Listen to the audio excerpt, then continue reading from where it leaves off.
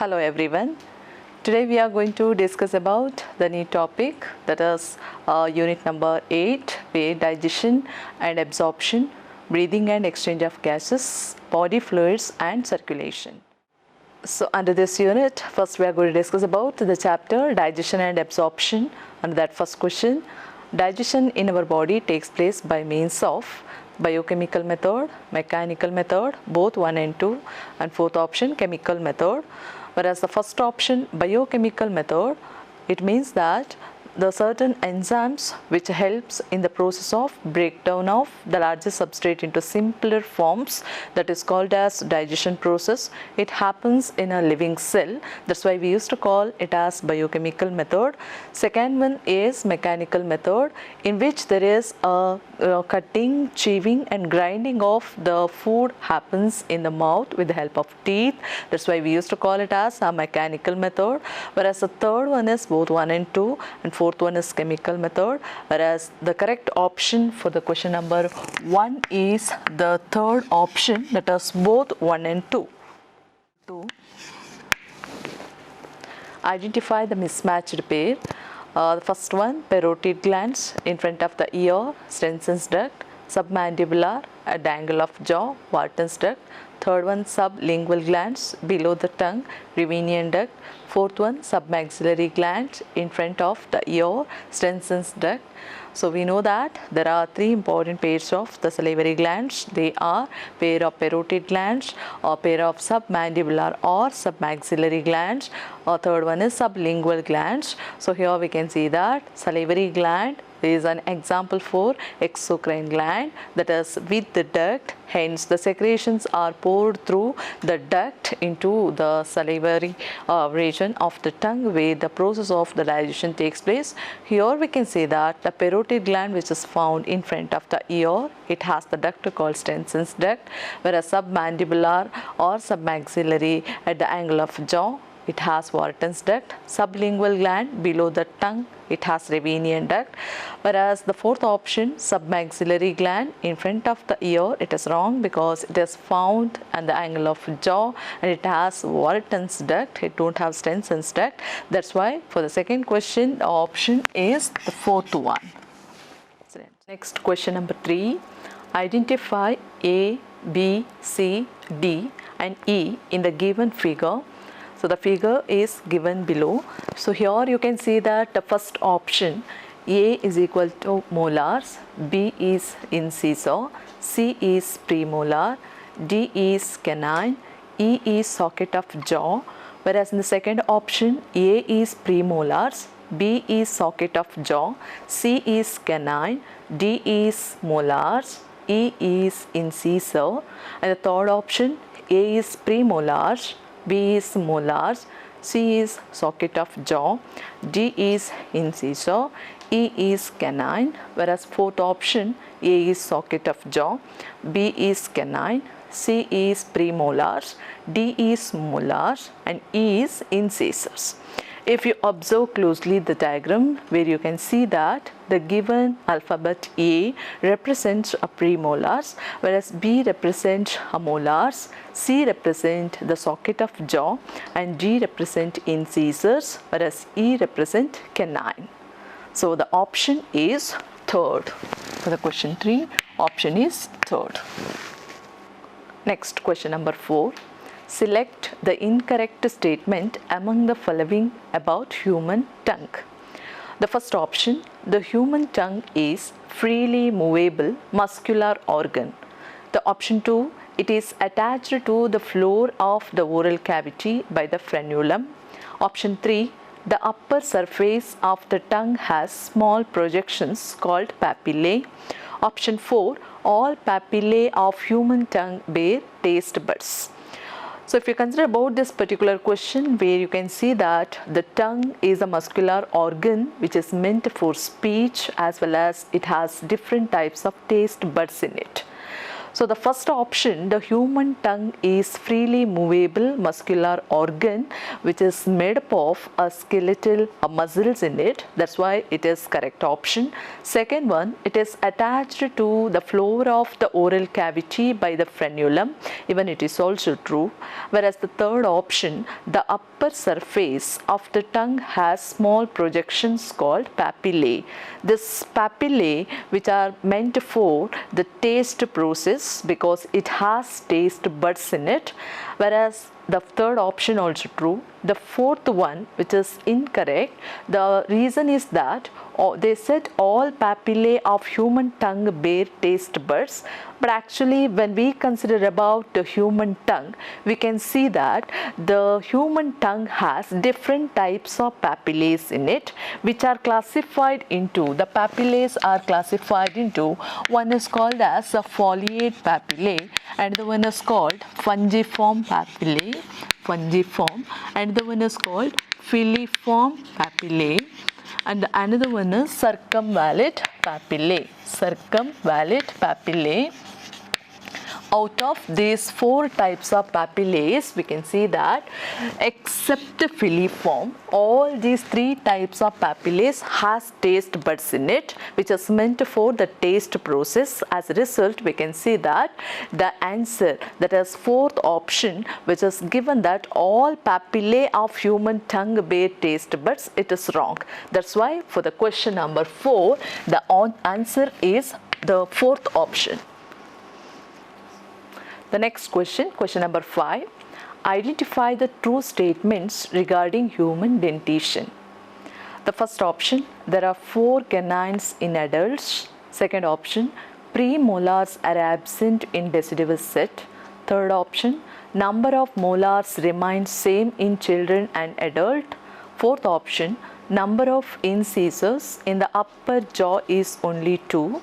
Fifth option, lower half of the jaw in adult consists of total 8 teeth. So here the question is, identify the true statement regarding the dentition. We know that in case of human beings, if you consider, in lifetime there are 2 sets of teeth is going to form. So the initially we used to call it as deciduous teeth, or which is called as milk teeth, deciduous teeth, or which is referred as milk teeth. Whereas in the adult life period, there is a formation of permanent teeth can be seen, permanent teeth. So these are the 2 sets of teeth what is formed throughout our lifetime, what we can see. Whereas in a childhood stage there is a deciduous teeth, whereas in the adult period there is permanent teeth.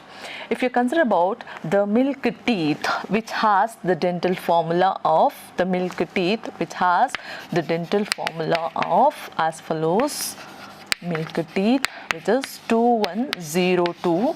So here 2102, it is based on the number of teeth present in the half of upper jaw divided by the number of teeth present in the half of the lower jaw. So hence you can see that totally there will be 20 teeth. Whereas in case of the permanent teeth, that is an adult, if you consider, in an adult we can say that the dental formula is again the number of teeth present in the half of the upper jaw divided by number of teeth present in the half of the lower jaw. Whereas here we can see that 2123. So here also the same 2123. Here if you consider about 2102 or 2123, it is the number of teeth, whereas 2 means it is incisor, 1 is canine, 0 is premolar, whereas 2 means molar. Here also the same. So here initially comes incisor, next canines, premolars and molars. So when you consider about this, the total number of dentition in case of the permanent teeth, that is in adult. In adult, we can see that totally 32 teeth, totally 32 teeth. So the first option, you see, there are 4 canines in adult, they said. So here the 4 canine, that is true, because if you consider about the dental formula, we can identify. The second one, premolars are absent in deciduous set. Yes, deciduous means it is milk teeth, where 2102 means premolars are absent. So as a result we can see that the second option also true. Third option, number of molars remains same in children and adult. So if you consider about the number of molars in children as well as in adult, there is a difference. So as a result it is not a correct answer. Whereas the next one, lower half of the jaw in adult consists of total 8 teeth. So it is right. So hence we can see that the answer for this particular question is option 1, where there are 1, 2 and 5 statements are true. Whereas the wrong statement is if you consider about the 3 and 4. Next, question number 6. Match the cells listed under column 1 with their locations are listed under column 2. So it is like match the following type of questions. Under column 1 we can see that the option A, which has Kupffer cell, option B oxyntic cell, option C chief cell, option D goblet cell. Whereas under column 2, P, that is HCl, Q pepsinogen, R mucus, S amylase and T phagocytosis. So while finding out the correct answer for the column 1, we should have the knowledge about whatever the option given in the column 1. When we consider about the Kupffer cell, Kupffer cells are nothing but the phagocytic cells which are present in the liver, whereas the main function is phagocytosis itself. So the second one, B, oxyntic cell which is also called as parietal cells. So this oxyntic cell or parietal cell, these cells mainly secrete HCl and these cells are present in the stomach. Whereas the next one is the chief cells which is also called as peptic cells. The main function is the controlling the function of pepsinogen or the production of pepsinogen.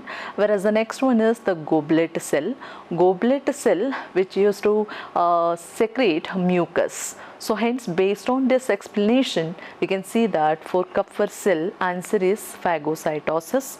For oxyntic cell the option is HCl, whereas for chief cell the answer is pepsinogen, whereas for goblet cell the answer is mucus. So the option for the question number 6 is the first option. Question number 7. In human beings, tooth is embedded in a socket of jaw bone.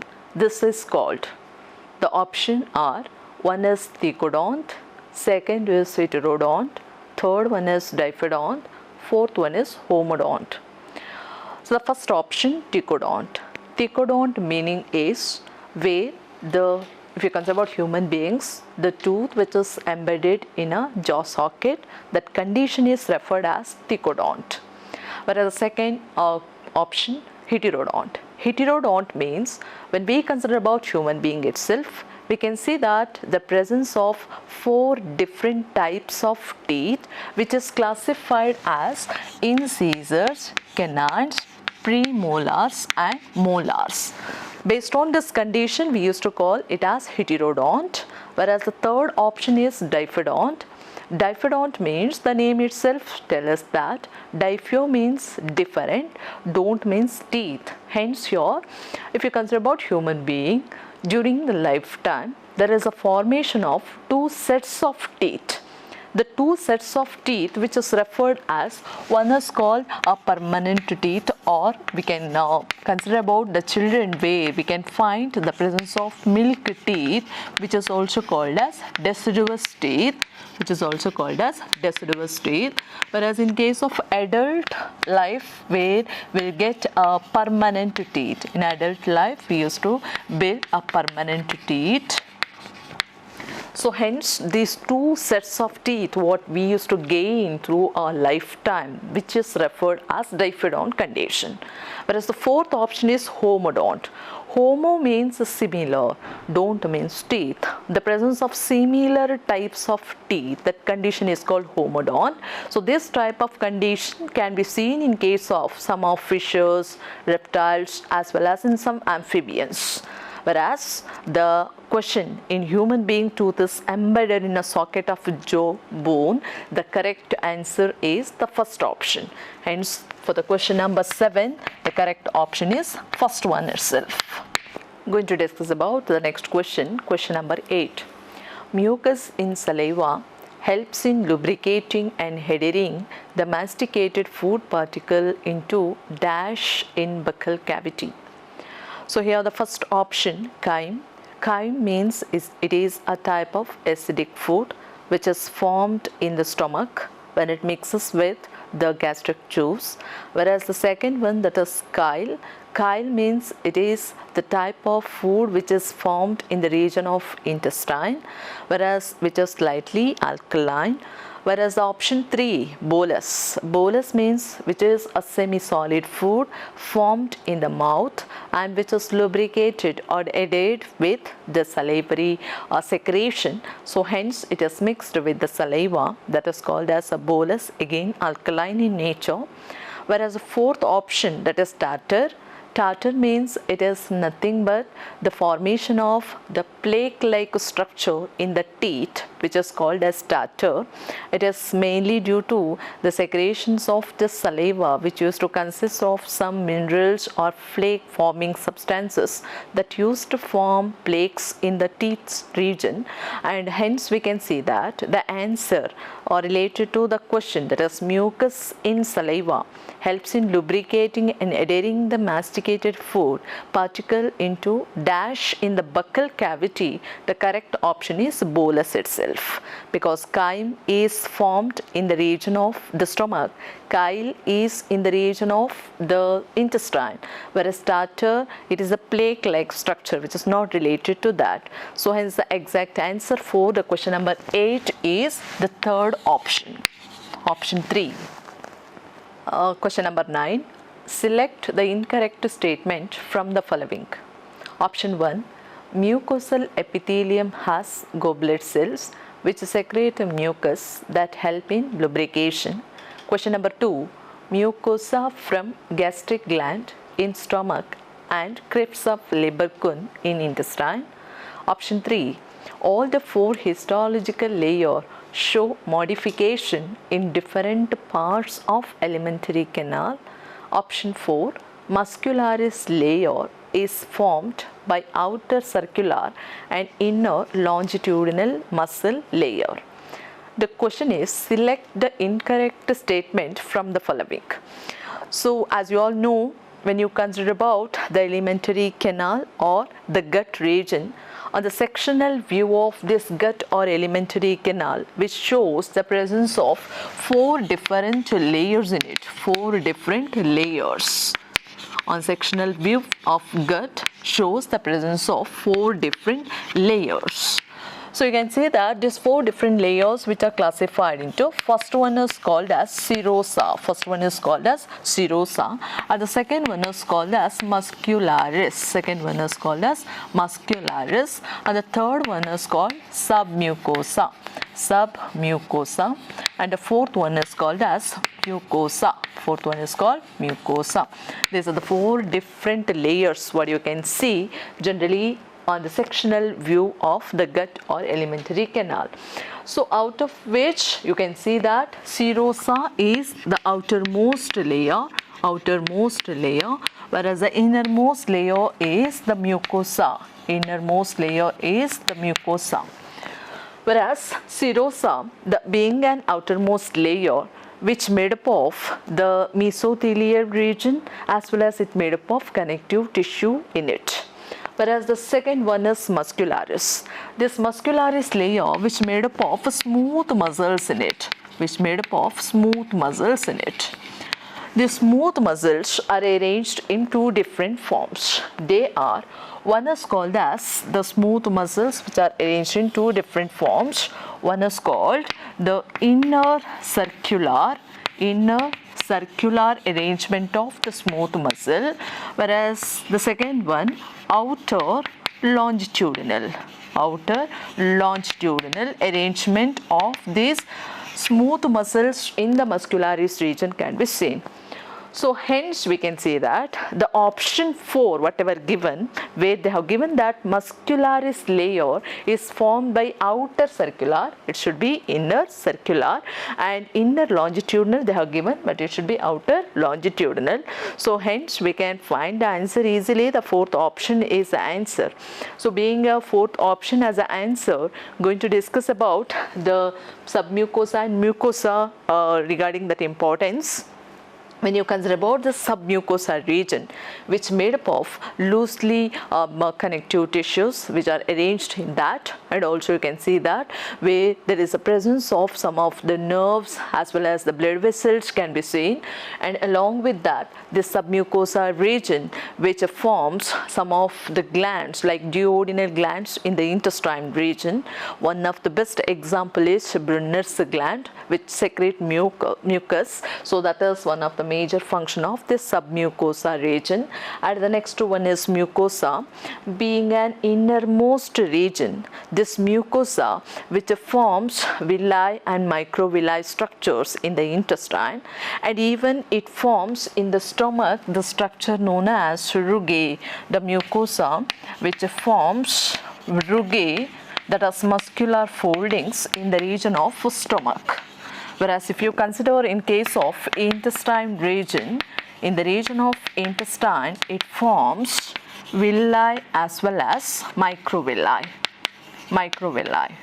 This microvilli which appears like brush border appearance, and also this microvilli which is supplied with the capillary network of blood vessels. Along with that there is a presence of one of the lacteal lymph vessels, and also we can see that there is a presence of the crypts of Leberkuhn also in the region of intestine, which is a modified part of this mucosa. So that is what the importance of these four layers. So hence based on this explanation we can see that for the question number 9, select the incorrect statement where the muscularis layer is formed by outer circular and inner longitudinal muscle layer, which is wrong, which is mismatched inner and outer region. That's why for the question number 9 the option is fourth one. Question number 10, bile is secreted by. So bile in the sense it is the juice which is secreted from the liver cells. We used to call it as bile juice, and this bile which helps in a process of fat digestion. And here the question is bile is secreted by. The option are Gleason's capsule, first option, second one gallbladder, third one hepatic cells, fourth one Kupffer cells. I'm going to discuss about the first option, Gleason's capsule. Gleason's capsules are nothing but the structure which is found in the liver itself. So when you take the sectional view of a liver, we can see that this liver which has 2 lobes in it, whereas the visceral view of the liver which shows the presence of 4 lobes in it. 4 lobes in it. 4 lobes in it, that is in a visceral view. We can also find that liver is one of the largest gland, measures about nearly 1.5 kg, and it has very important role in the process of digestion, and also it has 2 lobes, whereas the visceral view shows that presence of 4 lobes which are classified into the right lobes as well as left lobe, and the one is the caudate lobe and the quadrate lobe. It is a classification of the lobes of the liver. And whenever we take the sectional view, we can see that these lobes further consist of lobules. These lobules which made up of the liver cells. So lobes which are made up of lobules in it. These lobules which has the liver cells which are called as hepatocytes. The liver cells are nothing but hepatocytes. These hepatocytes or hepatic cells which used to secrete bile, and that is the main function of this hepatocytes or liver cells. Whereas we can see that these lobules whatever present inside the liver, which is covered by a thin membranous epithelial structure which is called as Gleason's capsule.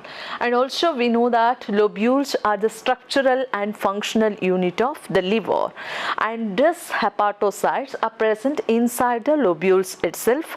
And again you can see that these hepatocytes which used to play very important role in the secretion of the bile juice, and the juice whatever secreted by these liver cells are transported through the structure called as gallbladder. So gallbladder is a sac-like structure which lies near to the liver, where exactly the liver juice which is stored for a while. And the next third option is regarding hepatic cells. So that is nothing but hepatocytes, liver cells which used to secrete bile juice. And the fourth option is Kupffer cells. Kupffer cells are the phagocytic cells present in the liver, and the main function is phagocytosis. So the question is bile is secreted by, hence the answer is the third option for the question number 10, that is hepatic cells or hepatocytes. Next question, question number 11. All are secretion of pancreas except. The options are first one insulin, second one glucagon, third one chymotrypsinogen, fourth one enterokinase. So the option first one, if you consider insulin, it is a type of hormone which is secreted by the beta cells of the pancreas. Glucagon, it is a hormone secreted by the alpha cells of the pancreas. Chymotrypsinogen, it is an enzyme secreted by the pancreas which is used for the digestion process. Whereas the next one, fourth option, enterokinase. So if I consider about the insulin, glucagon, chymotrypsinogen, all are the secretions of pancreas. Whereas enterokinase, it is a enzyme secreted by the mucosa region of the intestine. Enterokinase is an enzyme secreted by the mucosa region of the intestine. So hence the option 4th is the answer for the question number 11. So regarding the pancreas is a example for a composite gland, or which is also called as heterocrine gland or dual gland. The reason is that the pancreas, which has two portions in it, they are, one is called as exocrine portion, another portion in it which is called as endocrine portion. So here the meaning of exocrine is the gland with the duct, whereas the meaning of endocrine is the gland without a duct.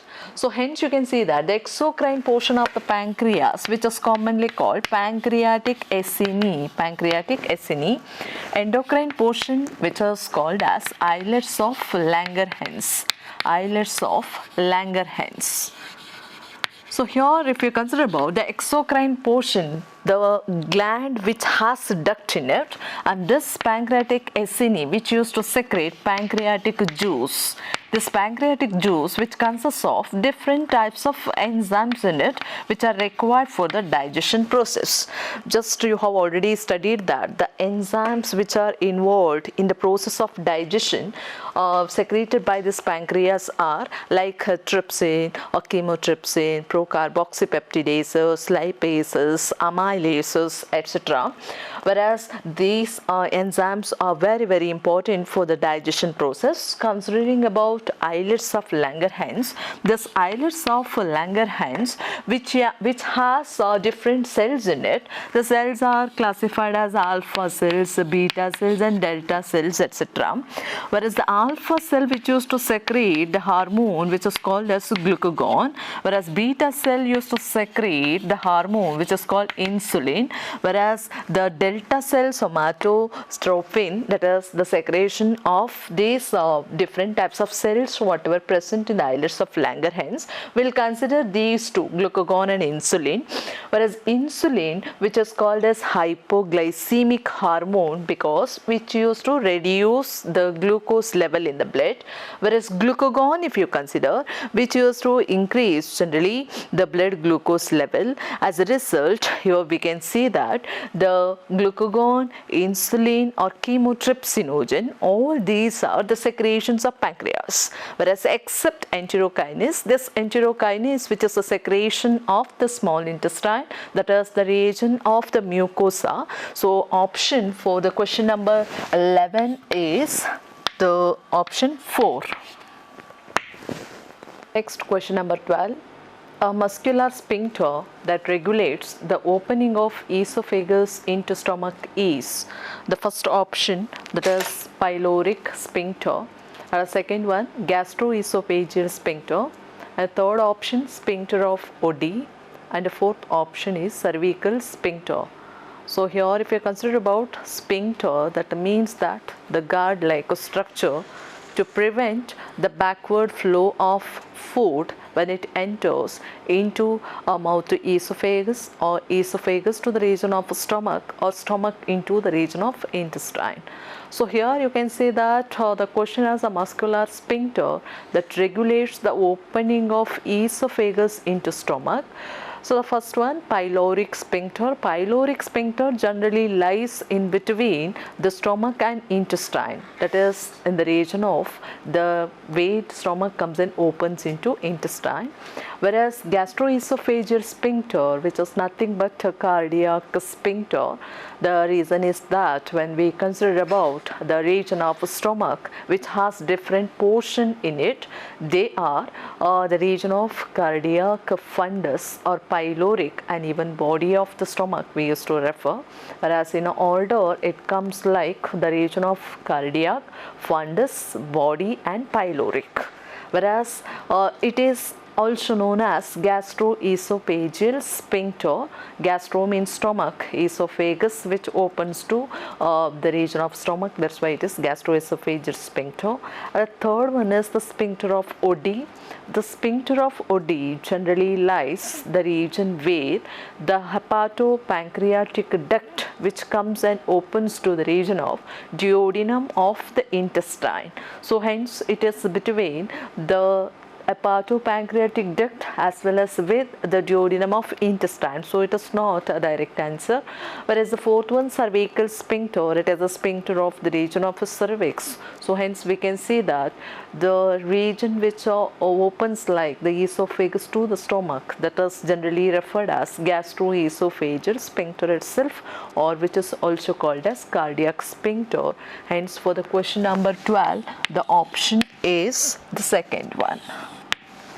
Question number 13. Bile and pancreatic juice is released in small intestine by, the options are, first option cystic duct, second option bile duct, third option duct of Wierson, fourth option hepatic pancreatic duct. So bile and pancreatic juice. So generally if you consider the region of liver, liver has 2 lobes, whereas visceral view shows the presence of 4 lobes. The 2 lobes of liver that used to secrete the bile juice with the help of the hepatic cells or hepatocytes, and juice whatever secreted which is transported with the help of the 2 ducts which are called as the bile duct or the liver duct. These are nothing but the liver duct itself, which is coming from the region of liver, which comes and opens into the region of the gallbladder. Gallbladder is a structure where exactly there is a storage of the bile juice takes place, the secreted by the liver cells, carried by the liver duct and poured into the region of the gallbladder where there is a storage of the bile juice takes place. And this particular gallbladder also has a duct which is called as cystic duct, So now the cystic duct of gallbladder and also the liver duct which join together to form a common bile duct, which joins together and forms a common bile duct. This common bile duct now will come and open near the region of the pancreas. If you consider this is the structure of pancreas, so the pancreas too have the duct which is called as a pancreatic duct. The pancreas also has the duct which is called as what? Pancreatic duct. And even we know that the pancreas also used to secrete a pancreatic juice which consists of pancreatic enzymes. Now this bile duct as well as the pancreatic duct join together to form a hepatopancreatic duct, which forms now hepatopancreatic duct. This hepatopancreatic duct which brings the secretions of the liver, that is bile juice, and also the secretions of this pancreas, that is pancreatic juice. All these secretions are poured into the region of the small intestine. If you consider the region of small intestine, which is referred as the region of duodenum, the small intestine, in which there is a region called as duodenum part, where the juice which is brought and which is poured with the help of hepatopancreatic duct. So here you can see that the region of the small intestine which has different portions in it, which are classified as duodenum, jejunum, ileum. Whereas the duodenum is a region which lies close to the region of the stomach, where the stomach comes and opens. So hence you can see that generally the hepatopancreatic duct also comes and opens in that region itself. So hence the region of hepatopancreatic duct which comes and opens near this duodenum part of small intestine, where there is a structure which is called as sphincter of Oddi. The structure is called sphincter of Oddi. Okay, sphincter of Oddi. Whereas the next one, that is regarding the option duct of Wirsung. Duct of Wirsung is nothing but the pancreatic duct itself, whereas the next is hepatopancreatic duct or hepatic pancreatic duct. So the question is now, bile and pancreatic juice are released in small intestine by this particular duct itself, that is called hepatopancreatic duct. This itself the answer. That's why for the question number 30, the answer is option 4. Next, question number 14. Question number 14 is, mucosal layer that forms a depression in between villi in intestine is called. The options are, first one rugae, second one Auerbach's plexus, third one crypts, and fourth one plicae. So here the first option rugae. Rugae means it is the muscular fold which is present in the region of the stomach. So rugae generally formed from this mucosal layer itself, that is in the stomach. Auerbach's plexus, that is the second option. Auerbach's plexus means it is nothing but the myenteric plexus which forms a network in the gut region or in the muscular regions of the alimentary canal or the gut, whereas it is a network of neurons or nerves. Whereas the third option is crypts. Crypts of Leber-Kuhn we used to call it as crypts. So it is a somewhat related answer, because the mucosa layer that forms a depression in between the villi in intestine is called as crypts of Leber-Kuhn itself. Whereas that is the answer. See the fourth option, that is plicae. Plicae is nothing but the muscular folding itself. Whereas for the 14th question, the related answer is the option 3 itself. We will discuss about the next question, that is question number 15. Question number 15. So identify A to F in the given figure. Diagram is given below. The option 1, where A means it is common bile duct, B is gallbladder, C is pancreatic duct, D is duodenum, and duodenum, hepatopancreatic duct, F is liver. So the option 2, that is A is pancreatic duct, B is hepatopancreatic, C is common bile duct, D is duct from liver, E is duodenum, and F is gallbladder. Option 3, where A means hepatopancreatic duct, B is ducts from liver, C is pancreatic duct, D is gallbladder, E is duodenum. As fourth option, A is gallbladder, B is common bile duct, C is duodenum, D is pancreatic duct, and E is hepatopancreatic duct, F is liver. So if you closely observe the diagram properly, you will find out the description whatever given in the option which matches to that, because already in previous question I have explained about this particular diagram, where you can see that EA means your pancreatic duct, whereas B is hepatopancreatic duct, whereas the C is common bile duct, and D is the duct which is coming from the liver, and the E is the part of small intestine, that is duodenum, whereas F is the part of gallbladder. Hence we can easily identify that for the question number 15 the correct sequence which is given in the option second matches. That's why for the question number 15 the option is second. Next, the question number 16. The bile duct and pancreatic duct opens together into the duodenum as hepatopancreatic duct, which is guarded by sphincter called option 1 sphincter of Boyden, option 2 hepatopancreatic ampulla, option 3 sphincter of Oddi, option 4 cardiac sphincter, which is already described, that is the bile duct and pancreatic duct opens together into the duodenum as hepatopancreatic duct, which is guarded by the sphincter of Oddi itself, because the previous diagram also well explains about this pathway. Hence we can see that for the question number 16 the right explanation is option 3. Yes. Next to question number 17. Select the incorrect statement from the following. Incorrect statement. Option 1. Succus entericus act on end products produced by pancreatic enzymes. Option 2. Final steps of digestion occur far away from the mucosal epithelial cells of the intestine. Third option. The breakdown of biomacromolecule generally occurs in the duodenum region of small intestine. Option 4. Simple substance from after digestion is absorbed mainly by jejunum and ileum. So here we can see that they have asked you to choose an incorrect statement.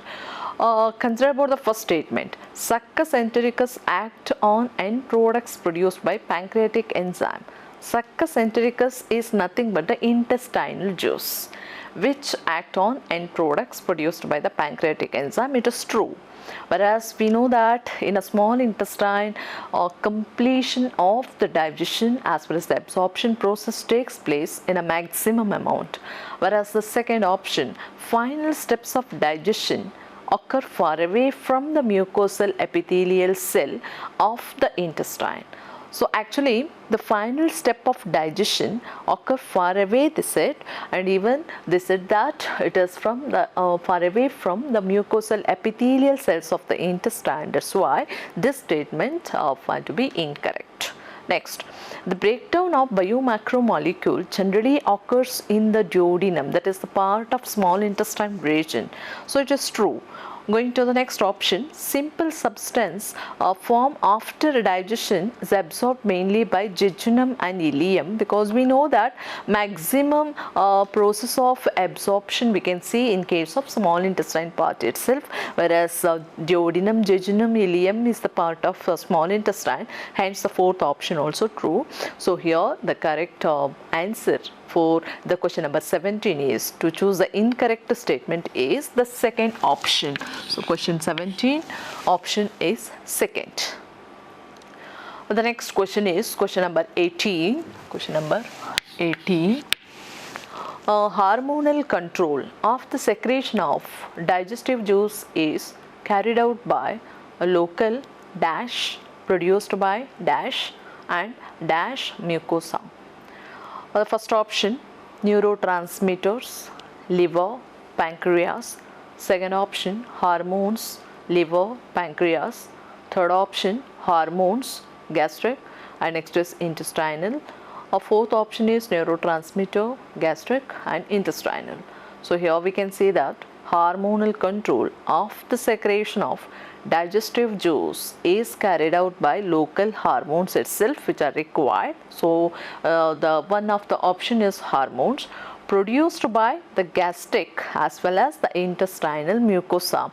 So which is to manage the overall functions of the digestion by this pathway. So hence we can see that the option for this particular question, question number 18 is the option 3.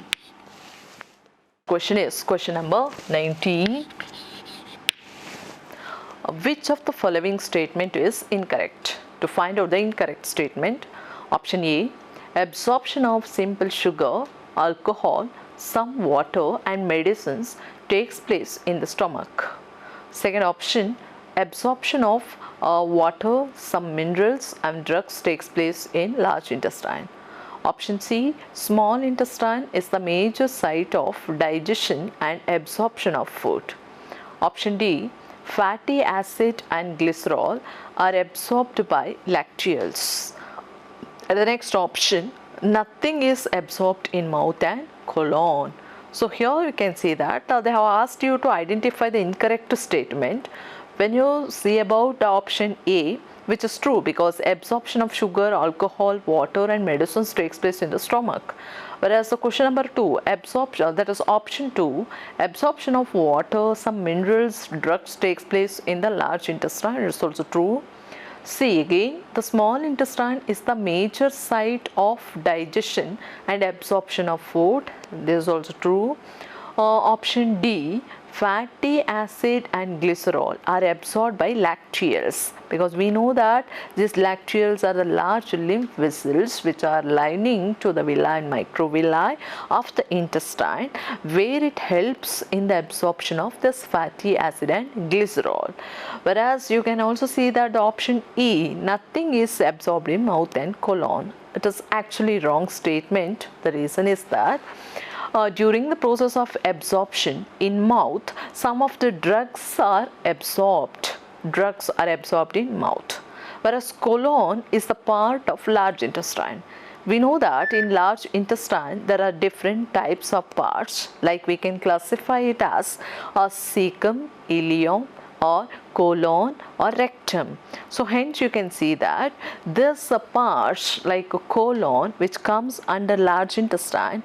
In large intestine there is absorption of water and even some electrolytes and even some minerals also takes place. So that's why the option E is wrong. So hence the correct option for the question number 19 is third option, which is given E only. Question number 20. Amino acids, monosaccharide, electrolytes like sodium are mainly absorbed by. During absorption of food after the process of digestion, these are the different processes which is going to take place. So they are like osmosis, passive transport, facilitated transport and active transport.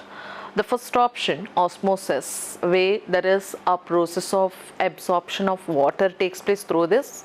Whereas passive transport, even the absorption of some amino acids and even absorption of some sugar molecules takes place through this. Facilitated transport, through which there is absorption of fructose molecules as well as some of amino acids with the help of the carrier ions. Like if you consider about sodium is one of the carrier ion which is used for the transport of the fructose as well as some amino acids, whereas when we come to the fourth option, active transport, through which there is absorption of amino acids, monosaccharides, electrolytes, or like sodium are mainly absorbed. Hence, for the question number 20, the correct option is option 4. I'm going to discuss about the next question, that is question number 21. Which of the following statement is wrong about chylomicrons? So, chylomicrons are nothing but, if you consider during fat digestion, there is a process of emulsification where large fat droplets are broken down into simpler forms. So we used to call it as a form of micelles or chylomicrons.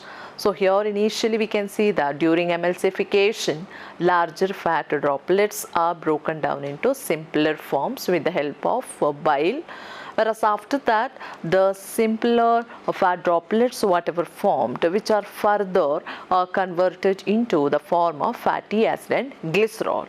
So that particular process will be as follows, like initially there will be large fat droplets which are broken by the bile salts in the form of, they are broken down into a form of a simpler fat droplets, or we can call it as a micelles, whereas further it is broken down into fatty acid and glycerol forms with the help of the lipase enzymes. So here we can see that the fatty acid and glycerol, whatever form, that cannot be directly absorbed in the region of intestine. So there is a presence of the lacteal as a lymph vessels and even capillaries in the intestine, which is the favor for the process of absorption.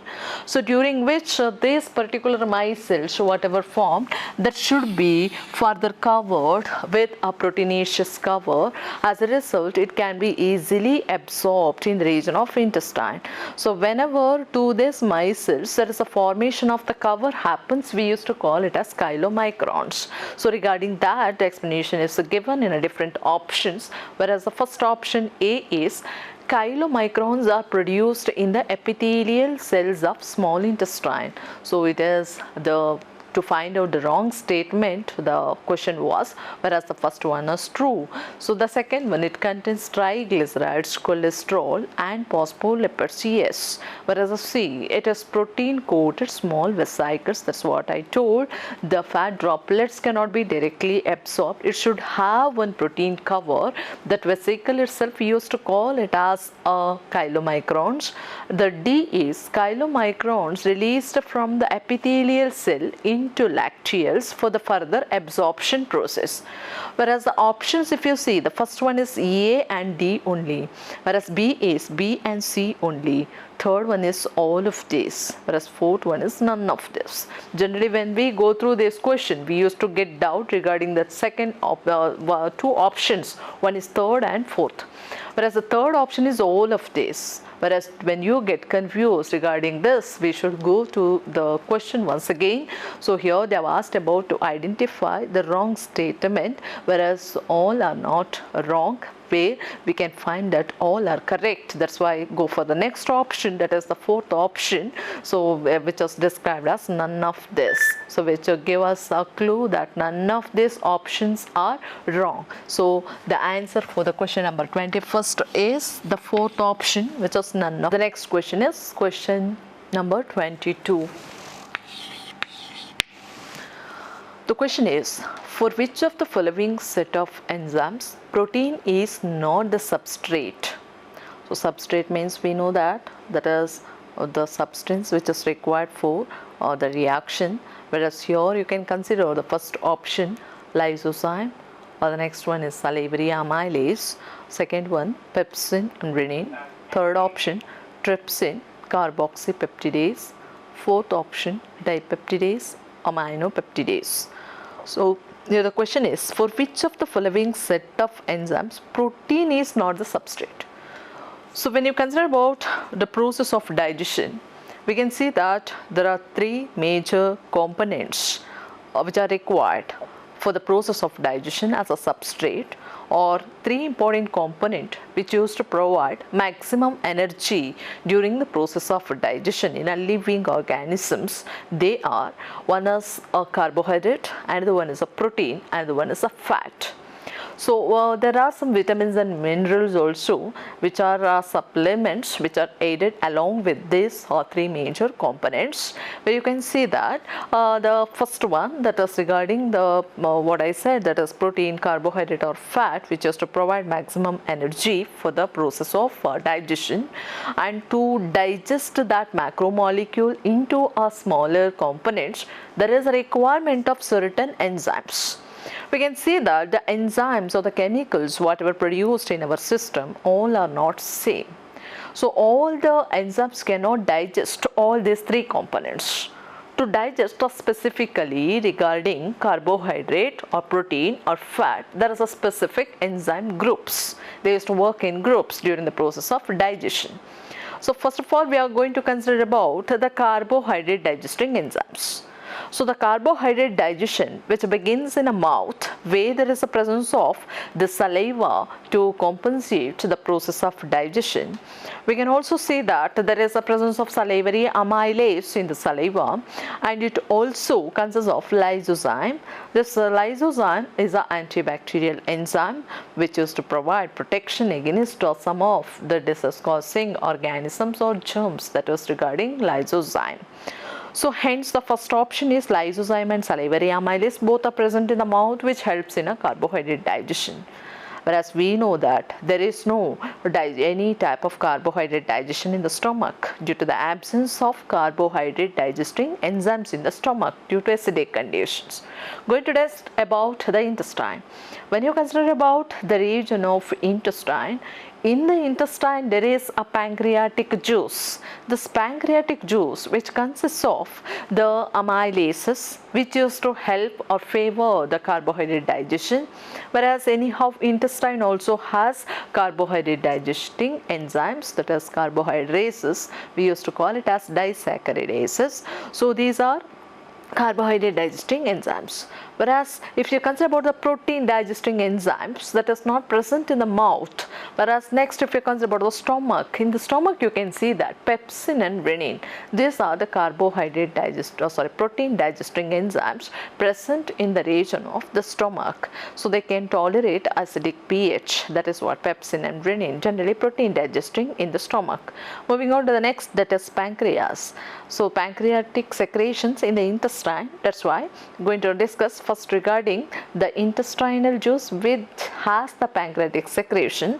The pancreatic secretion has the enzymes like trypsinogen, or if you consider about the carboxypeptidases, or we can see that there is a presence of some of the chymotrypsinogens, and even there is lipases, amylases, as well as nucleases. So this is the secretions of the pancreatic juice. Under that, protein digesting are trypsinogen or chymotrypsinogen, procarboxypeptidases, or you can see that there is a presence of nucleases for nucleic acid digestion. Come to the region of intestine. In the intestine, there is a presence of dipeptidases for the protein digestion, whereas aminopeptidases for the protein digestion. Whereas even intestine has the lipases as well as amylases and even nucleosidases also present in the intestinal juice. With all this information, you can easily identify for which of the following set of enzymes protein is not the substrate. So we can easily find out now the option 1 is the correct answer, that is lysozyme and salivary amylase. The reason is that remaining all these three are a protein digesting enzymes. Hence for the question number 22nd, first one is the option. Next question, question number 23. Which of the following statement is incorrect? First one, fecal accumulation in the rectum initiates a neural reflex causing an urge for its removal. Second option, reflex of vomiting is controlled by medulla. Third option, irregular bowel movement causes constipation. Fourth option, in diarrhea, the absorption of food increases. So the first option to identify incorrect statement, fecal accumulation in the rectum initiates neural reflex causing the urge for its removal, which is called as defecation. Whereas the second one, reflex of omitting is controlled by medulla. That is true. There is a region in brain, that is a medulla, which come under hindbrain, so which used to control the process of omitting.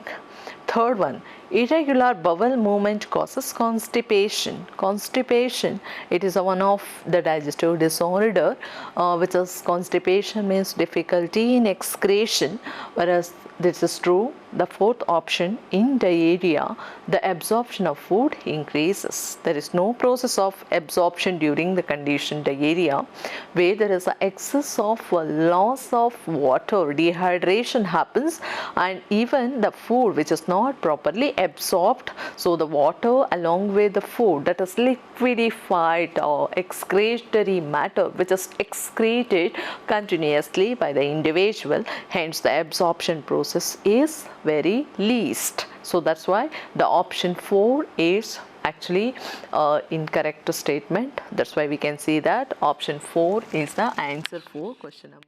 The next question, question number 24. Which of the following are functions of HCl? First option, it converts pepsinogen into pepsin. Second one, it prevents decay, that is vitrification of food in the stomach. Third one, it produces bilirubin and biliverdin. Fourth one, it destroys bacteria. Fifth one, denaturation of globular proteins. The options are first one 1, 2, 3, second one 1, 2, 3, 4 are the functions of HCl. Next, option 3, where 1, 2, 4, 5 are the functions of HCl. Fourth one, all of these are the functions of HCl. Going to discuss about the functions of HCl in briefly. The first one, it converts pepsinogen into pepsin. Pepsinogen is an inactive form of the enzyme pepsin. During protein digestion, there is a process of activation of pepsinogen into pepsin. So that process is initiated by HCl, which is secreted in the stomach. Whereas the second one, it prevents decay of food in the stomach.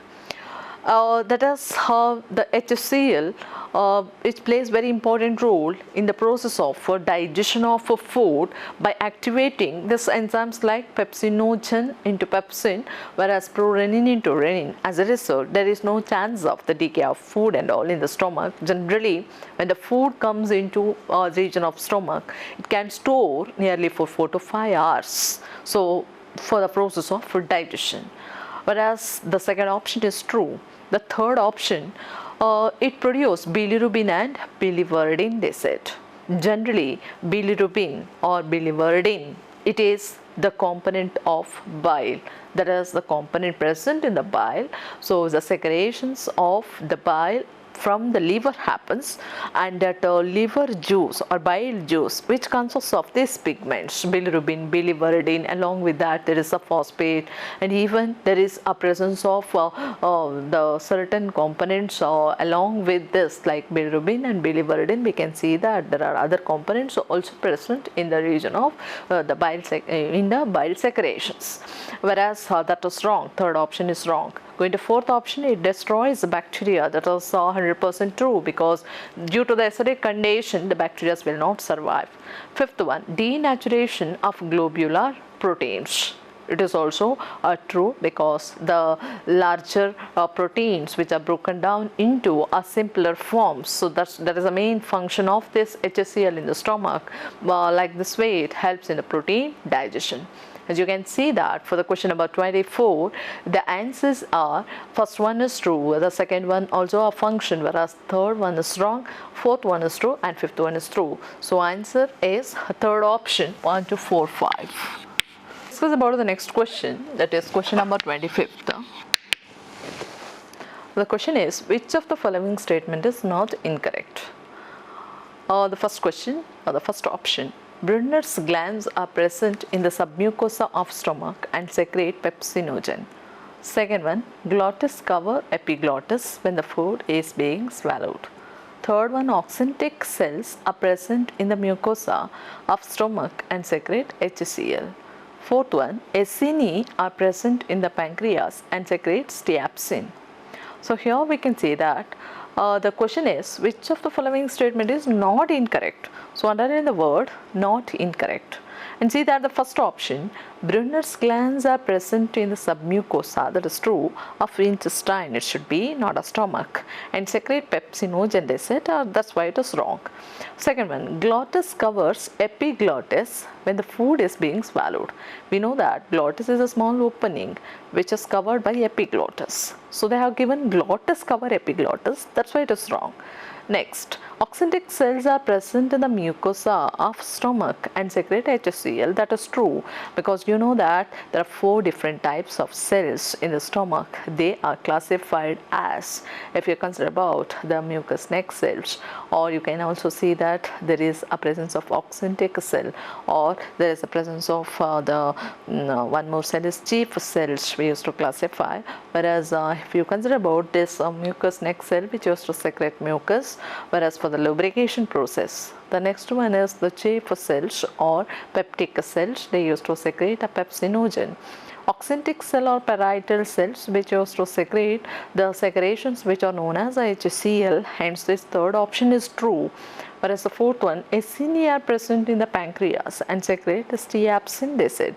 Generally stiapsin means it is a pancreatic lipase, whereas acini, it is the part of the pancreas. And if you consider about this acini, which is a structure also found, a similar structure can be seen in case of the lungs or other organs also has acini, and they said they present in pancreas and secrete stiapsin. It's not true. So that's why the answer is third for the question number 25th. Option 3 is right. 26. So this is a assertion and reason type of questions. So pick the answers as follows. So here you can see that the options are for the question number 1. Both assertion and reasons are true. And for the next row, reason is the correct explanation for assertion. This is the one of the option.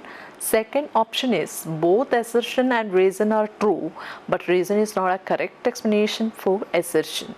Third one, assertion is true, but reason is false. For the fourth one, both assertion and reason are false. So based on these 4 options, we are going to find out answers for further questions. So should read properly the questions whatever given as assertion and reason, and we should match the option whatever given above. So here the first question is, the vermiform appendix, which is vestigial organ, arises from ileum, they said. You know that vermiform appendix as a vestigial organ, it is true, it is a vestigial organ, and it arises from ileum, they said. It will not arise from ileum, it arises from the region of large intestine. If you consider about the part of large intestine, so the large intestine lies like this. So at the near the region of the large intestine, where you can see that there is different parts in the large intestine which is classified into cecum, colon, cecum, ileum, colon, rectum,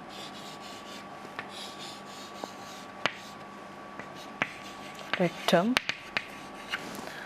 So you can see that there are different parts like ileum, cecum, colon, rectum, whereas here the cecum is the region nearer to that we can find the presence of the vermiform appendix, whereas next is the region of colon. Colon, if you consider, which is further divided into different types like the transverse colon, ascending colon, as well as the descending colon, like that we can classify it, and it ends in a region of rectum. So they said that the first assertion is the vermiform appendix, which is a vestigial organ, that is true, but it will not arise from ileum, whereas ileum is a part of small intestine. We know that there are three different regions in the small intestine. They are, one is duodenum, jejunum and ileum. So hence the proper answer for this particular assertion question we should find out based on this reason. When you consider about the reason, appendix is a small blind sac which hosts some non-symbiotic bacteria. So the word non-symbiotic, which has lots of meaning, whereas this appendix is a sac-like structure which consists of symbiotic bacteria which is required for the digestion process. So or which acts like antibacterial agent also in some cases. As a result, or anti-microbe, it acts like antimicrobe also. Hence we can see that this appendix is a sac-like structure which consists of this symbiotic bacteria. That's why assertion as well as reason, if you consider, so assertion also false, even reason also false. Hence it gives the option 4 for the question number 26. The option is 4. We will discuss about the next question, that is question number 27. Assertion: absorption of vitamin B12 is affected by gastric secretion. The reason is gastric secretion contains intrinsic factor which is essential for B12 absorption. So here B12 means it is a vitamin B12 absorption. So for that there is a gastric secretions which contains of this intrinsic factor which is essential. That's why the assertion is true and even the reason also are true, and you can see that the reason is correct explanation for this above assertion. As a result, the answer for the question number 27 is the first option. Both assertion and reasons are true and reason is correct explanation for the assertion. That's why the option is first. Next question number 28. Name the proteases which produce dipeptidase after digesting proteins, peptones and proteoses. So name the proteases. Proteases are nothing but the protein digesting enzymes. So here if you consider about the protein digesting enzymes which used to help in the digestion of protein rich substrates. So here the question is, name the proteases which produce dipeptides after digesting proteins, peptones and proteoses. So the first option is trypsin and the second option is chymotrypsin. Third one is carboxypeptidase and fourth one is all of this. So generally protein digestion will not take place in a mouth due to the absence of the proteases. Whereas if you consider about in the region of the stomach where there is pepsin and renin, where the small amount of the protein digestion takes place, after that the semi-digested food will be transferred into the intestine. In the intestine there is pancreatic juice. This pancreatic juice which consists of the following enzymes. They are trypsinogen, chymotrypsinogen, procarboxypeptidases, and these enzymes will play very important role in the digestion of the proteoses, peptones as well as the proteins into dipeptides. So hence we can say that the answer is all of these enzymes, that is trypsin, chymotrypsin and carboxypeptidases. So for the question number 28, the answer is all of this, that is fourth option. The next question is question number 29. 1 gram of fat produces dash kilocalorie of the chemical energy.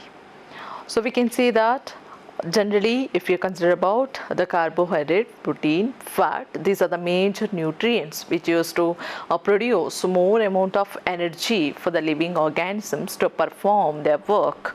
Whereas here you can see that 1 gram of fat produces dash kilocalorie of chemical energy. They said it is a fixed value which is calculated, that is 9.45 kilocalorie of chemical energy which is produced by the fat. We know that fatty rich substances substances always takes a process of slow digestion, but it used to enhance the amount of energy whatever they used to release, that is increased amount of energy will be released out. So that's why we can see that 1 gram of fat can produce nearly 9.45 kilocalorie of chemical energy which is required for the work. So hence for the question number 29, the option second is a right answer. The next question is question number 30. Select the correct match of the digested products in human given in column 1 with their absorption site and mechanism in column 2. Column 1, the first option, a glycine, glucose and active absorption takes place in the column 2, that is small intestine. Whereas if you consider about the column 1, second option where fructose, sodium, passive absorption. Whereas the third option is glycerol and fatty acids move as chylomicrons. Fourth one, cholesterol and maltose and active absorption. In column 2 it is given in a small intestine, second one is small intestine, and next one is duodenum, and next one is large intestine. So here we have to select a correct match about the digested products in human and also with their absorption site and mechanism. The first one will say glycine as an amino acid, glucose and active absorption takes place in small intestine. It is true, we know that during a process of absorption after digestion, in the small intestine maximum absorption takes place through this active absorption like glucose, amino acids, etc. So the first option is right. We'll say the second option, fructose, sodium and which passive absorption, that is in small intestine. Whereas the third option, if you say the glycerol and fatty acids move as chylomicrons, they said, that is in the duodenum. As the fourth one, cholesterol and maltose and active absorption in the large intestine. Whereas the first one is a correct explanation, whereas the second is wrong because it is by facilitated transport, not a passive. Whereas the third one, glycerol and fatty acids move as chylomicrons, that is in duodenum they are given. Whereas fourth one also wrong. So hence for the question number 30, the correct explanation is the question option 1. So answer is first one for the question number 30. The next question is question number 31. About dash percent of starch is hydrolyzed in the mouth at pH dash into a disaccharide maltose. So during the process of digestion, we know that digestion begins in a mouth, where during the process of digestion the substrate which are added are carbohydrate, protein and fat. These are the substrates which used to produce maximum energy. Whereas during the process of digestion, the food whenever which is cut, chewed or crushed, and after that the bolus will be formed. Whereas in that you can see that only 30% of digestion which takes place in the mouth, that is maximum by carbohydrate digestion itself. Whereas the pH, if you consider in the mouth, the pH is alkaline itself, that is 6.8. So hence the first option, about 30% of starch is hydrolyzed in the mouth. The pH is 6.8 into a disaccharide, that is called maltose. So if you want the equation what happens in the mouth, we can represent it, that is carbohydrate in the sense that is a type of starch which is hydrolyzed by the enzyme, that is salivary amylase. Salivary amylase is the enzyme which is present in the saliva, which requires a pH about 6.8, and here nearly only 30% of digestion which is taking place in a mouth, and during digestion there is a formation of a maltose. Maltose is a disaccharide which happens in the mouth. So that is our first option. Whereas for this question number 31st, it is a correct explanation, hence I will go with the first option itself. For the next question, question number 32, which hormones do stimulate the production of pancreatic juice and bicarbonate? The options are, first one gastrin and gastric inhibitory peptide, GIP means gastric inhibitory peptide. Second option cholecystokinin and secretin. The third one enterocrinin. The fourth one ghrelin and motilin. So the question is, which hormones do stimulate the production of pancreatic juice and bicarbonate? So here we know that these are the hormones which are produced in the region of the GI tract.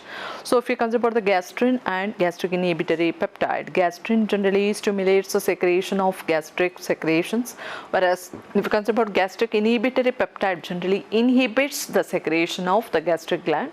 Cholecystokinin, which acts on exocrine portion of the pancreas as well as gallbladder, whereas for the release of the enzymes as well as the bile, whereas secretin also, which acts on exocrine portion of pancreas and stimulates the release of water as well as bicarbonates.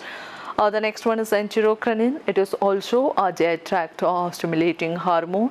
Ghrelin, which is the hormone which is called as a hunger hormone, which is to create a hungriness to the person, and motilin, which is to help in motility, or the motilin, which is to stimulate the motility of the villi or microvilli structure of the intestine.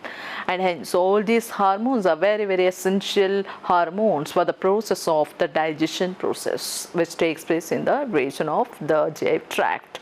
Hence the related to the question, which hormones stimulate the production of pancreatic juice and bicarbonate, means we can select option second because it is somewhat related to that, cholecystokinin and secretin. Cholecystokinin, which is also called as CCK. Remember that these hormones are secreted in the GI tract, gastrointestinal tract. For the question number 32, the option second is correct. We are going to discuss about the next question, that is question number 33. Identify the mismatched pair. So the first option, casein, rennin. You know that casein is the milk protein, whereas which is digested by the enzyme rennin. It is present in the stomach, protein digesting enzyme. Then the second option is steaopsin. Steaopsin, which is pancreatic lipase and starch. So the next starch is a carbohydrate, whereas the third option, that is sucrase. Sucrase is a substrate, whereas sucrose is a substrate. Sucrase is an enzyme invertase which used to digest sucrose as a disaccharide, whereas the next one, fourth one, amylopsin protein. So amylopsin is a pancreatic amylase, so the substrate is protein. So here you can see that the first option itself, casein, I said it is a milk protein digested by rennin. It is true in case of infants, whereas rennin amount will be high in case of infants.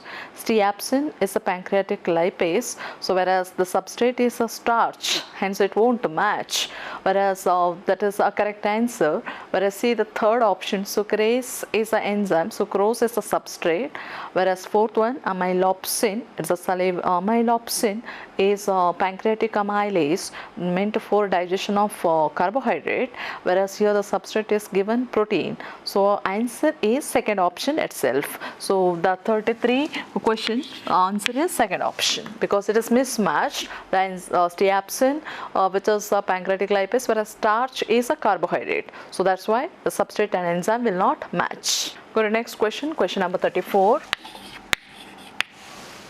Identify the sequential arrangement of teeth in each half of the jaw from the lateral side to the midpoint. So here you have to stress about the word lateral side to the midpoint. So generally we know that according to the dental formula, we used to consider it is incisors, canine, premolar and molar. It is a general formula what we use, whereas here it is given to identify the arrangement of teeth from the lateral side to the midpoint. As a result, we have to see properly the point, that is lateral side to the midpoint. It comes like initially there is a molar, after that premolar, canine and incisor. So this type of arrangement should be seen in the option. So hence the correct arrangement can be seen in the third option. For 34 question, answer is 3. We'll discuss about the next question, 35. The enzymes are location X and Y are respectively.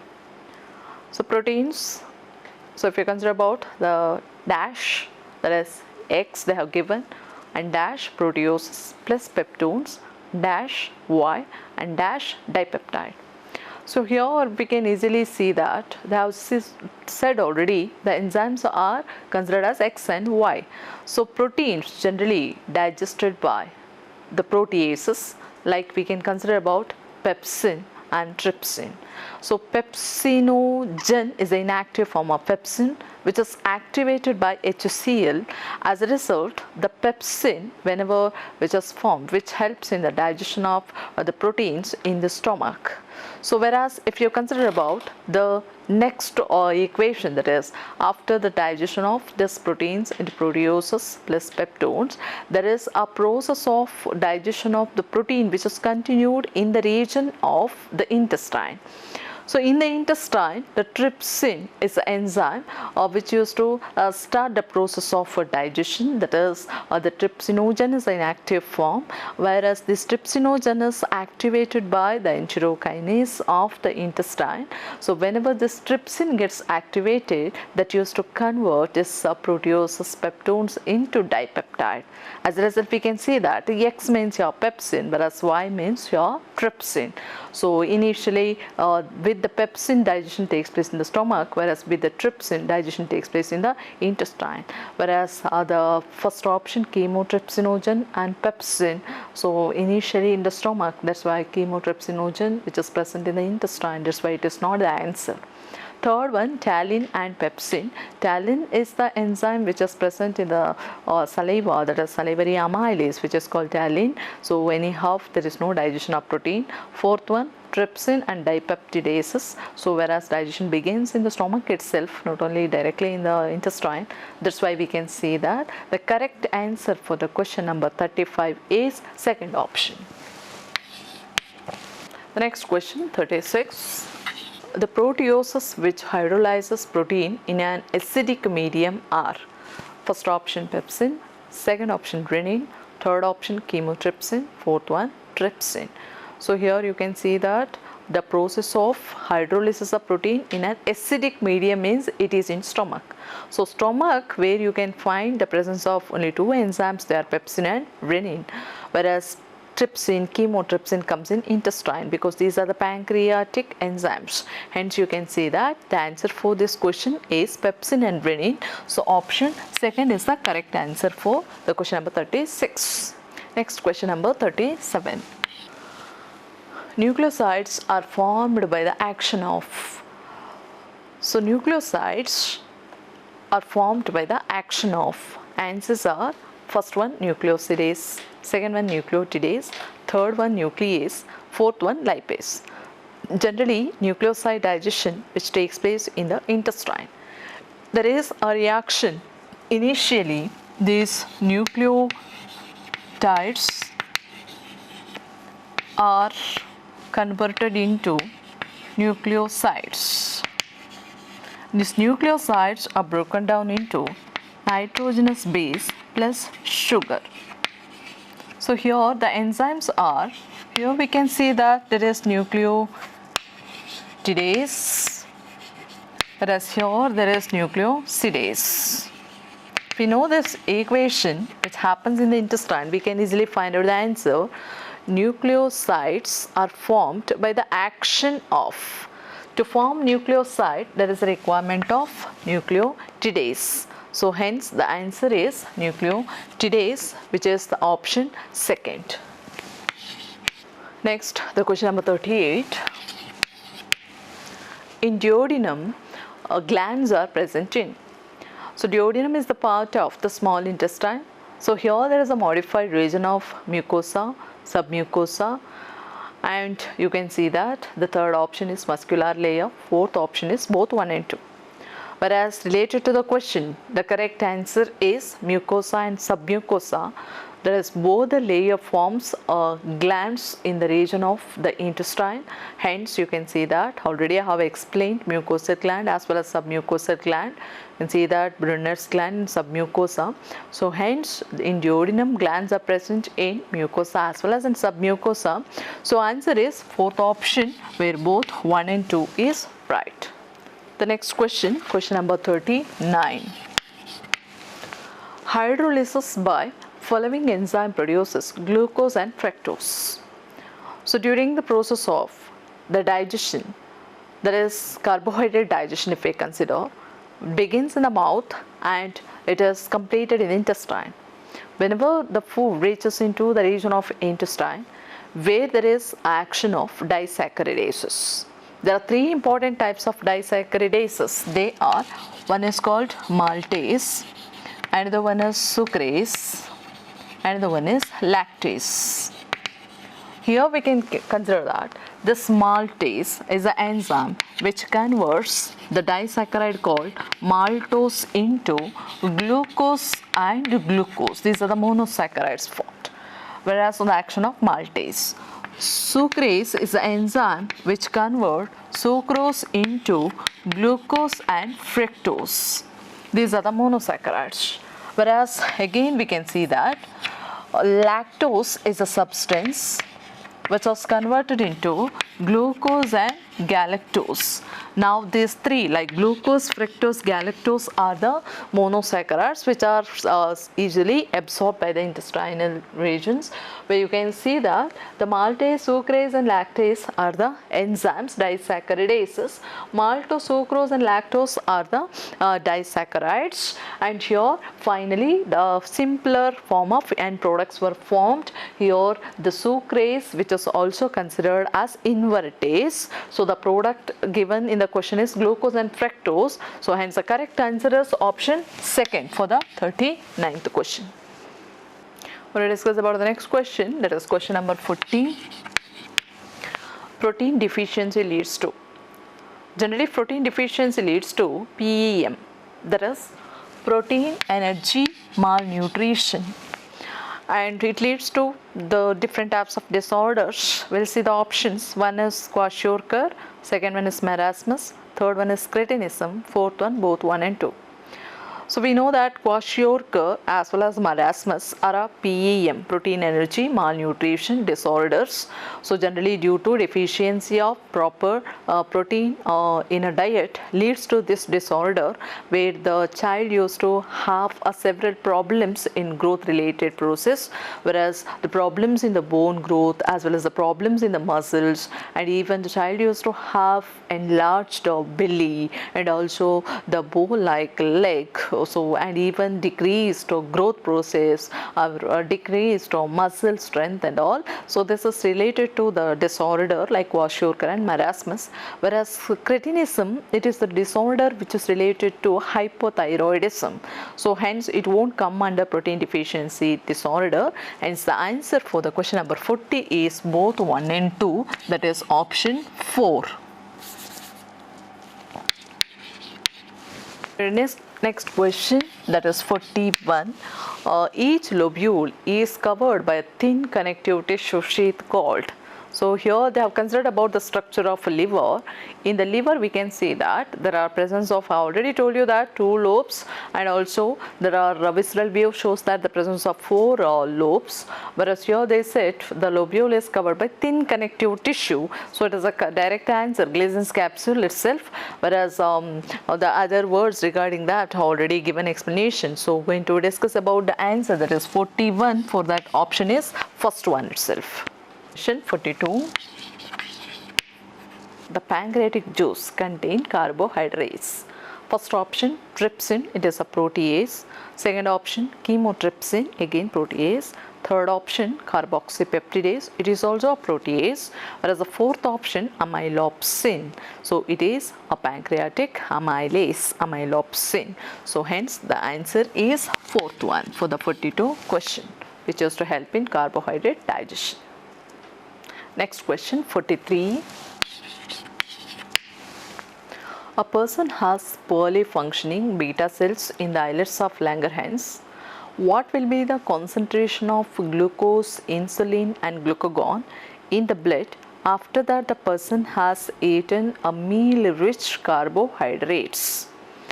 So here we know that pancreas used to play a very important role in the production of the endocrine hormones like glucagon as well as insulin. Under that, insulin is to act like hypoglycemic hormone which used to reduce the blood glucose level. So now based on the question, they said that the first option, glucose will be high, insulin will be low, and glucagon will be high. Whereas the second option, the glucose will be high, insulin will be low, and glucagon will be low. The third option, glucose is low, insulin is high, and glucagon is high. The fourth option, glucose is low, insulin is high, and glucagon is low. Whereas the question is, a person has poorly functioning beta cell, in the sense the production of insulin will be less, poorly functioning in the islets of Langerhans. What will be the concentration of glucose? Glucose should be high, and insulin is low because the beta cells are not functioning, and glucagon in the blood. So here the concentration of glucagon also you will have to find out in the blood.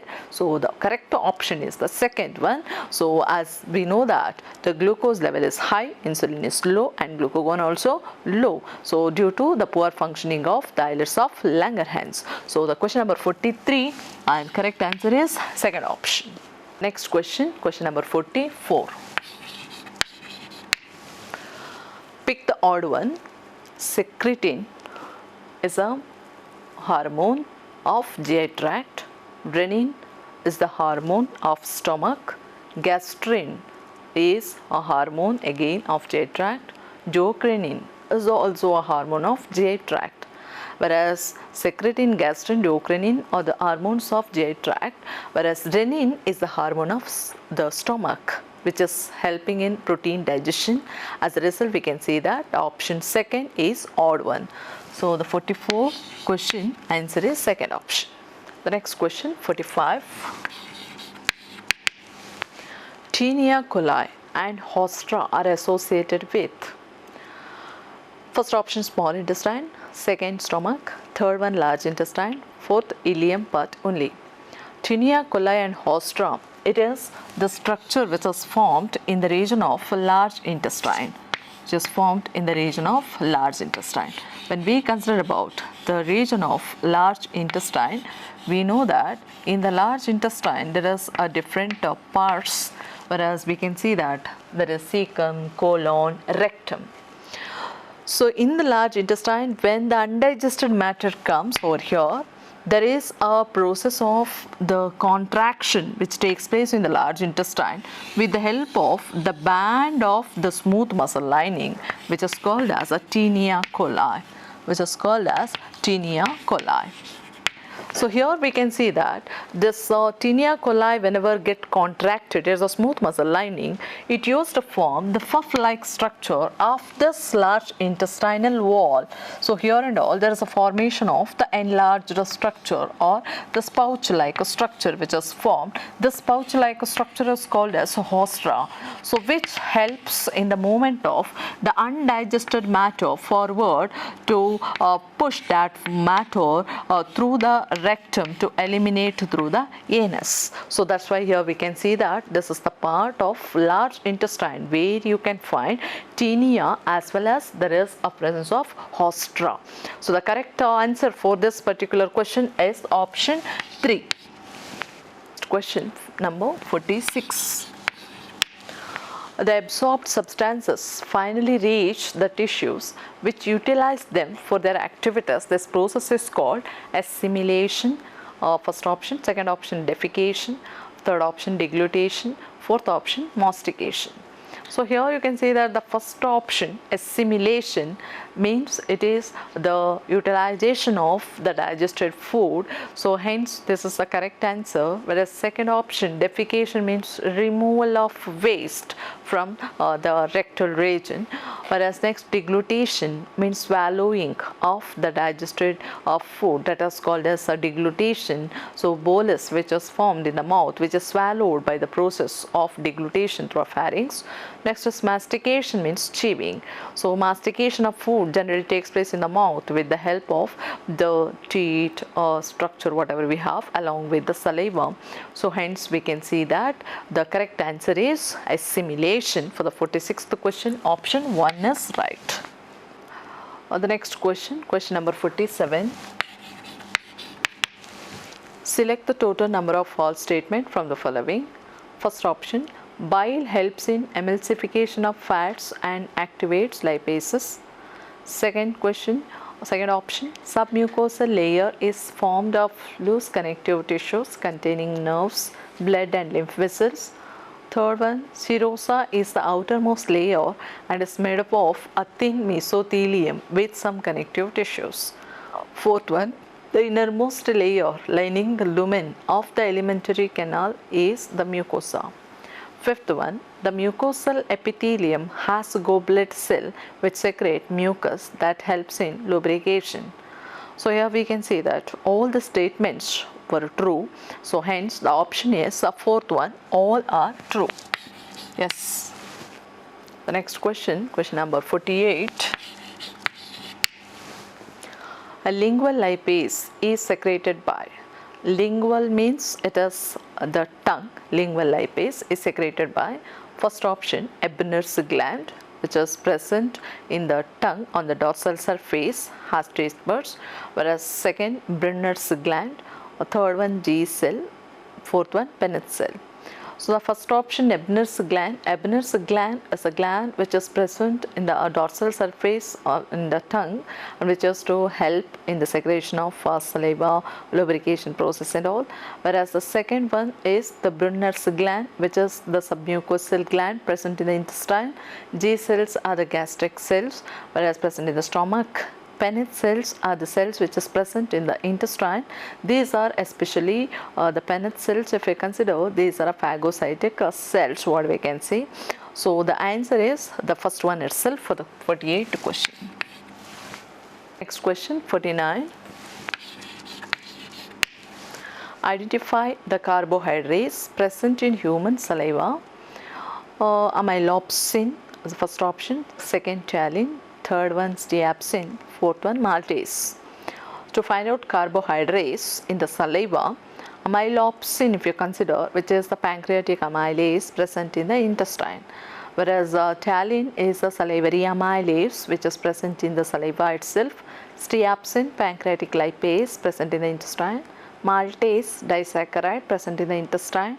So the correct answer is second option. The next question is question number 50. The connecting structure present between tongue and floor of oral cavity. The direct answer for this particular question is the frenulum itself. So that second option, whereas the first option, uvula, means the small tongue-like structure which is present in the region where the upper palate, if you consider the hard soft palate which joins into the region of the pharynx, where you can see that the opening of the mouth where there is a presence of small tongue-like structure which is called uvula. Whereas appendix, it is the structure or sac-like structure present in the region of the large intestine. Whereas next is gullet. Gullet is nothing but esophagus. So the correct answer is the second option.